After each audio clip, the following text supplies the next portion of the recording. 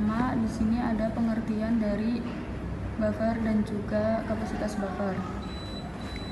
Larutan buffer adalah larutan yang pH-nya dapat dikatakan tetap, yang dibuat dengan cara pencampuran asam lemah dengan basa lemah dengan konsentrasi yang hampir sama.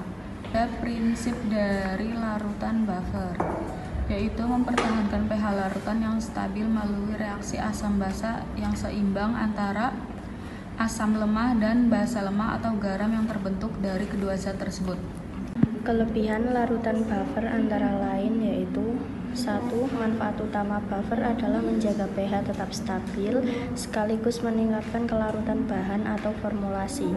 Yang kedua, larutan buffer meningkatkan stabilitas produk yang mengandung bahan aktif yang bergantung pada pH. Yang ketiga, buffer sangat mudah larut dalam air.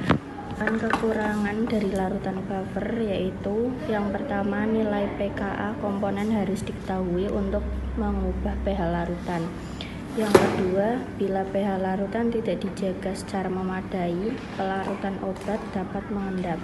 Yang ketiga, beberapa buffer diendapkan dan mempunyai kecenderungan untuk merespon.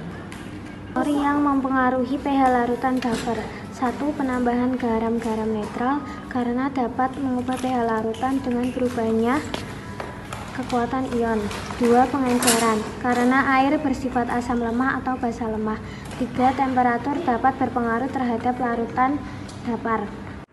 Untuk alat dan bahannya, yang alat ada timbangan, pH meter, statif dan klem, buret, Erlenmeyer, pipet tetes, filler, pipet volume, dan corong. Lalu untuk bahannya ada NaOH, asam asetat, natrium asetat, sama indikator PP.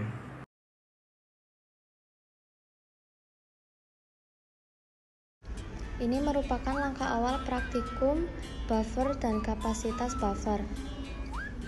Yang pertama, mencampurkan NaOH 0,1 gram dengan aqua sebanyak 500 ml.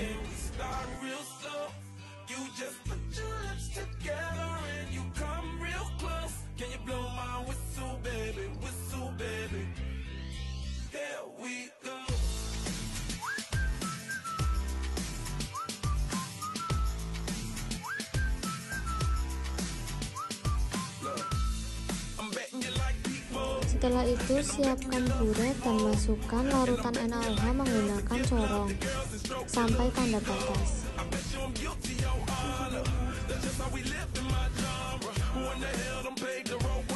Setelah itu, pada larutan orientasi dilakukan titrasi dengan cara menggoyangkan Erlenmeyer sampai terjadi perubahan warna.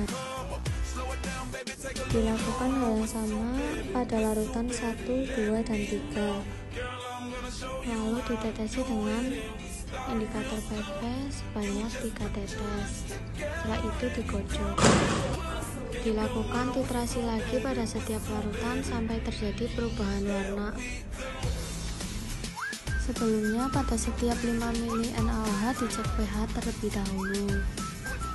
Setelah kertas pH dicelupkan pada larutan, kemudian disesuaikan kertas pH pada tempat pH dengan menghasilkan nilai pH 7 yang artinya netral.